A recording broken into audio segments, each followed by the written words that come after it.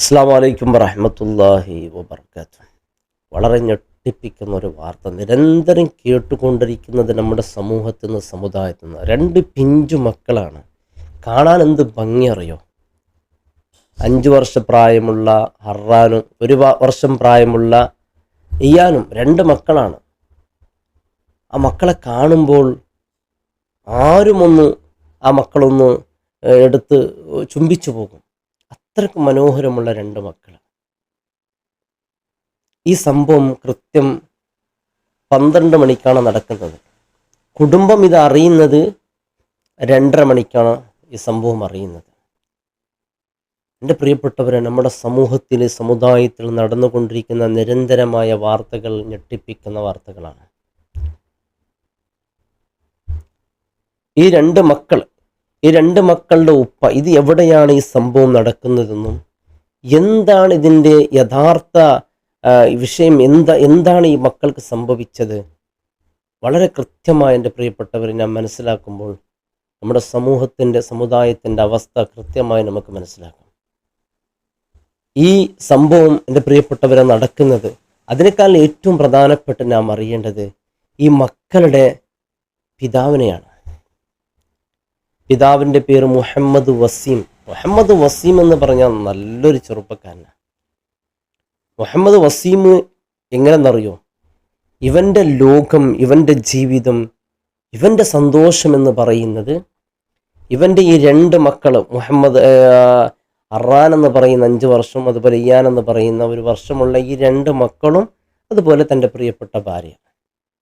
ഇതല്ലാത്ത മറ്റൊരു ലോകം ഈ മുഹമ്മദ് വസീമിന് അറിയില്ല. മുഹമ്മദ് വസീമിന് ജോലി ചെയ്യുന്ന സമയത്ത് എന്തെങ്കിലും ചെറിയ ഒരു ഇടവേള കിട്ടിയാൽ ആദ്യം വിളിക്കുക വീട്ടിലേക്കാണ്. അതും വീഡിയോ കോൾ തന്നെ വിളിച്ച് ഭാര്യയോട് സന്തോഷത്തിൽ സംസാരിച്ച് പിന്നെ ആ മക്കളോട് ഇങ്ങനെ കൊഞ്ചിക്കൊയഞ്ഞിങ്ങനെ സംസാരിച്ചു കൊണ്ടേയിരിക്കും. ഈ വസീമിന് ജോലി വെൽഡിങ് ജോലിയാണ്. അങ്ങനെ 2:30 മണിക്ക് ചെറിയ ഒരു ഇടവേള, ചെറിയൊരു ഫ്രീ സമയം കിട്ടുമ്പോൾ ഉടനെ ഫോൺ എടുത്ത് വീട്ടിലേക്ക് വിളിച്ച് ഭാര്യയ്ക്ക് വിളിച്ചതാണ്. ഭാര്യ എടുത്തു, മോളെ ചോറ് വഹിച്ചോ, എന്തൊക്കെ വിശേഷങ്ങളൊക്കെ സംസാരിച്ച് ഉടനെ ചോദിച്ച്, എൻ്റെ 2 ചക്കരക്കുട്ടന്മാർ എവിടെയാണ്, എൻ്റെ പൊന്നു മക്കൾ എവിടെയാണ്? ഭാര്യ പറഞ്ഞു, മക്കൾ ഉറങ്ങുകയാണെന്ന് പറഞ്ഞു. കുറച്ച് നേരം, എനിക്ക് പിന്നെ സമയമില്ല, പിന്നെ എനിക്ക് ജോലിക്ക് പോകേണ്ടതിന് ഒരു 2 മിനിറ്റ് ഞാൻ മക്കളോട് സംസാരിച്ച് ഫോൺ കട്ട് ചെയ്യുക, ഒന്ന് മക്കളെ ഉണർത്തുമെന്ന് പറഞ്ഞു. അങ്ങനെ വീഡിയോ കോളിങ്ങിന് ഇങ്ങനെ എടുത്തുകൊണ്ടുപോയി മക്കൾ ഉറങ്ങുന്നതൊക്കെ ഇങ്ങനെ കാണിക്കുമ്പോൾ നല്ല ഉറക്കത്തിലാണ് 2 മക്കൾ. വീഡിയോയിൽ തന്നെ ആ പൊന്നു മക്കളെ ചക്കരക്കുട്ട എന്ന് പറഞ്ഞിങ്ങനെ വിളിക്കുന്നുണ്ട്. ആ പൊന്നു മക്കൾ ഉണരുന്നില്ല. ഭാര്യ ഇങ്ങനെ തൊട്ട് ഉണർത്തി നോക്കി, 2 ഉണരുന്നില്ല. ആ മക്കളോട് സംസാരിച്ചില്ലെങ്കിൽ ഈ മുഹമ്മദ് വസീമിന് ഉറക്കം വരില്ല. എന്നാലും വസീം പറഞ്ഞു, അവർ നല്ല ഉറക്കത്തിലാണല്ലോ, പ്രശ്നമില്ല, ഞാൻ വൈകുന്നേരം എൻ്റെ ജോലിയൊക്കെ കഴിഞ്ഞിട്ട് ഞാൻ ഫോൺ വിളിക്കുക, അപ്പം മക്കളോട് ഞാൻ സംസാരിക്കുക, അവരെ ഉറക്കിനൊന്നും ബുദ്ധിമുട്ട് വരുത്തണ്ടെന്ന് പറഞ്ഞു. അങ്ങനെ ഈ ഭാര്യ ഫോൺ കട്ട് ചെയ്തിട്ട് മക്കളിങ്ങനെ ഉണർത്തുകയാണ്. മക്കൾ ഇത്ര ഉണർത്തിയാൽ മക്കൾ ഉണരുന്നില്ല. മക്കൾ ഉണരാതെ കാണുമ്പോൾ അങ്ങനെ പൊട്ടിക്കരയാൻ തുടങ്ങി. പൊട്ടിക്കരയുമ്പോൾ നാട്ടുകാരൊക്കെ വന്ന് അങ്ങനെ ഈ കുട്ടിയെ നേരെ ആശുപത്രിയിലേക്ക് കൊണ്ടുപോയി ഡോക്ടറിൻ്റെ മുമ്പിൽ വെച്ച് ഇങ്ങനെ അലറി കരയുകയാണ്. എൻ്റെ 2 മക്കൾ ഉറങ്ങിയതാണ്, 12 മണിക്ക് ഉറങ്ങിയതാണ്, ഇപ്പം എത്ര ഉണർത്തിയാലും മക്കൾ ഉണരുന്നില്ല.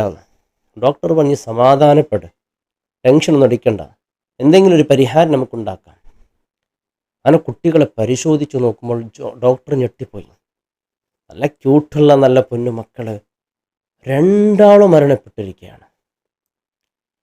ഡോക്ടറിനെ തന്നെ ഇത് ഞെട്ടിപ്പിച്ച്, 2 മക്കൾ ഒന്നിച്ചെന്താ ഇങ്ങനെ മരണപ്പെടുന്നത്? ഡോക്ടർ ഉടനെ പോലീസുകാരെ വിവരം അറിയിച്ചു, ഇങ്ങനൊരു സംഭവം ഉണ്ട്, ഇവിടെ ഒരു സഹോദരി വന്നിട്ടുണ്ടെന്ന്. ഉടനെ ഈ വിഷയത്തിൽ പോലീസ് ഇടപെട്ടു. എന്താണ് ഈ സംഭവിച്ചത്? അങ്ങനെ ഭാര്യ പറഞ്ഞു, ഞാൻ ഉച്ച സമയത്ത് 12 മണി നേരത്ത് ഇവർക്ക് കഴിക്കാൻ വേണ്ടി റസ്ക് ഒക്കെ നൽകിയിരുന്നു, വേറൊന്നും സംഭവിച്ചിട്ടില്ല. പിന്നെ ഞാൻ ഭർത്താവിൻ്റെ ഫോൺ കോൾ വന്ന്. അപ്പം ഞാൻ ഫോൺ വിളിച്ചപ്പോൾ കുട്ടികളിങ്ങനെ ഉണർത്തുമ്പോൾ കുട്ടികൾ ഉണരുന്നില്ല. എനിക്ക് സങ്കടപ്പെട്ടു. പിന്നെ നമ്മളെല്ലാം ഇങ്ങനെ ഓടിച്ചിങ്ങനെ ഡോക്ടറിൻ്റെ കയ്യിൽ കൊടുന്നതാണ്. അങ്ങനെ പോലീസുമാർക്ക് വലിയ ഈ പറയുന്ന വാക്കുകൾ, കാരണം 2 കുട്ടികൾ ഒന്നിച്ച് മരണപ്പെടാൻ സാധ്യതയില്ലല്ലോ. അങ്ങനെ ഇവരെ പോസ്റ്റ്മോർട്ടം ചെയ്യണമെന്ന് പറഞ്ഞു. ആ സമയത്താണ് ഈ മുഹമ്മദ് വസീമിൻ്റെ ജ്യേഷ്ഠന്മാരായ അക്രമും അതുപോലെ അജാദ് 2 ചെറുപ്പക്കാരവിടെ വരുന്നു. ആശുപത്രിയിൽ വന്ന് പോലീസുകാരോട് പറഞ്ഞു, നിങ്ങളൊന്നും ടെൻഷൻ അടിക്കേണ്ട, ഈ കാര്യമൊക്കെ നാം ഏറ്റെടുത്ത് ഇതിനൊരു പരിഹാരം കണ്ടെത്തും, നിങ്ങൾ ഈ വിഷയത്തിൽ ഒന്നും ഇടപെടേണ്ട എന്ന് പറഞ്ഞു. ഇത് പറയാനുണ്ടായ കാരണം, ഈ കുട്ടികളെ ഇങ്ങനെ ശരീരം കീറി വേദനിപ്പിക്കുന്നത് പോസ്റ്റ്മോർട്ടം ചെയ്യണമെന്ന് പറയുമ്പോൾ പേടിച്ചു പോയി. അതുകൊണ്ട് അതിനൊരു അവസരം നഷ്ടപ്പെടുത്താൻ വേണ്ടിയാണ് ചെയ്തത്. അപ്പോൾ പോലീസുകാർ പറഞ്ഞു, അതില്ല, അത് പരിശോധിക്കുക തന്നെ ചെയ്യണം. കാരണം ഈ ഒരു മരണം എങ്ങനെ സംഭവിച്ച അറിയൽ നമ്മുടെ ബാധ്യതയാണെന്ന് പറഞ്ഞു. അപ്പോൾ പറഞ്ഞു, അങ്ങനെയാണെങ്കിൽ എൻ്റെ അനുജൻ വസീമ് വരട്ടെ, നമുക്ക് പിന്നെ മയ്യത്തിനെ നിങ്ങൾക്ക് കൈമാറാമെന്ന് പറഞ്ഞു.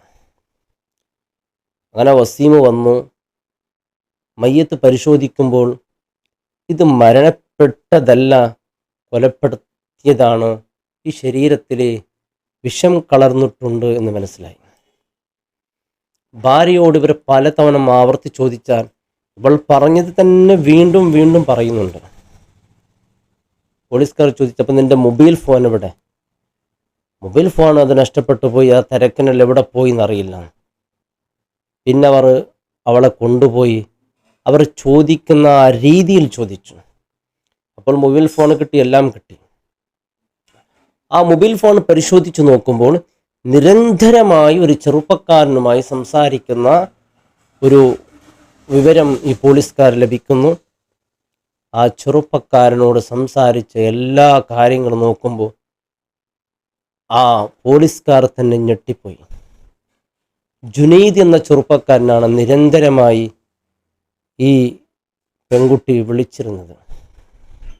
ആരാണ് ഈ ജുനൈദ്? കാര്യം കൃത്യമായി പറയണമെന്ന് പറഞ്ഞപ്പോൾ എല്ലാം തുറന്നു പറഞ്ഞു. ജുനൈദ് ഞാൻ സ്നേഹിക്കുന്ന ഒരു ചെറുപ്പക്കാരനാണ്. കല്യാണത്തിൻ്റെ മുമ്പ് തന്നെ ഞാൻ സ്നേഹിച്ചിരുന്നു.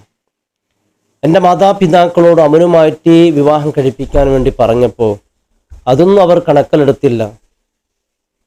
അങ്ങനെ അവനുമായി ജീവിക്കാൻ വേണ്ടി ഞാൻ തീരുമാനിച്ചു. നീ തീരുമാനിച്ചത് ശരിയാണ്, നീ അവനോട് കൂടെ ജീവിച്ചോ, പ്രശ്നമല്ല. എന്നാൽ ഈ 2 പിഞ്ചു മക്കളാണ്, നിന്റെ സ്വന്തം മക്കളാണ്, എന്തിനാണ് ഇവരെ കൊന്നുകളഞ്ഞത്? അപ്പോഴാണ് ഞെട്ടിപ്പിക്കുന്ന വിവരം പറയുന്നത്. ഇവൻ എന്നോട് പറഞ്ഞു, നീ എന്നെ കൂടെ ജീവിക്കുന്നെങ്കിൽ ജീവിക്ക്, നിന്റെ 2 മക്കളെ നോക്കാൻ എനിക്ക് കഴിയില്ല. കാരണം ലക്ഷക്കണക്കിൽ ചിലവരും ആ മക്കളെ നോക്കാൻ എനിക്ക് പ്രയാസമാണ്. അതുകൊണ്ട് ആ മക്കളെ ഞാനൊന്നും ഏറ്റെടുക്കൂല എന്ന് പറഞ്ഞത്. ആ പറയുമ്പോഴേക്ക് പിന്നെ എനിക്ക് ഇവനെ കൂടെ ജീവിക്കണം. ഇവനെ കൂടെ ജീവിക്കണമെങ്കിൽ ഈ മക്കളെ ഉപേക്ഷിക്കേണ്ടി വരും. അതിനുവേണ്ടി ഞാൻ ചെയ്തു. ഇതെങ്ങനെ ചെയ്തു എന്ന് ചോദിക്കുമ്പോൾ ഈ വിഷം കൊടന്നത് ഇവൻ തന്നെയാണ്. ഇവൻ എല്ലാ ദിവസവും വീട്ടിൽ വരുമായിരുന്നു. എത്രത്തോളം എന്നറിയോ? കുറച്ച് ദിവസം മുമ്പ് ഇവർ ഓടിപ്പോയിരുന്നു ഈ വസീമിനെ ഒഴിവാക്കി. എന്നാൽ വസീമാകട്ടെ ഇവർക്കെല്ലാം ക്ഷമിച്ചു കൊടുത്തു.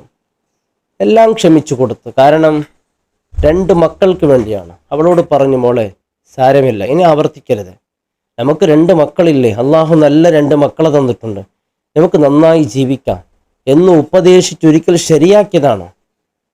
അവസാനം ഇവളൊരു തീരുമാനം എടുത്തതാണ്. ഈ 2 മക്കളെ, എൻ്റെ പ്രിയപ്പെട്ടവരെ, ആ പിഞ്ചു മക്കളെ എങ്ങനെ കൊല്ലാൻ സാധിച്ചു? നിരന്തരം നമ്മുടെ സമൂഹത്തിൽ നിന്ന് സമുദായത്തിൽ നിന്ന് കേട്ടുകൊണ്ടിരിക്കുന്ന വാർത്ത, ദയവും കരുണയുമില്ലാത്ത ഉമ്മമാർ ഇങ്ങനെ വളർന്നുകൊണ്ടിരിക്കുകയാണ്.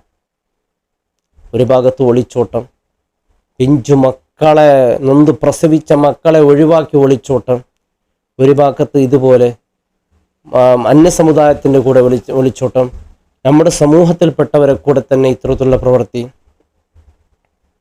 ഇത്തരക്കാരെ അവർക്ക് ഇഷ്ടമായ ആ ജുനൈദാണെങ്കിൽ അവരെ കൂടെ വിവാഹം കഴിച്ചു കൊടുക്കണം. കാരണം ഇവൻ്റെ എല്ലാ സന്തോഷമായ വസീമിൻ്റെ ആ പിഞ്ചു മക്കള്, അതിന് പകരം ഇനി അവനെ എങ്ങനെ സമാധാനിപ്പിക്കാൻ കഴിയും?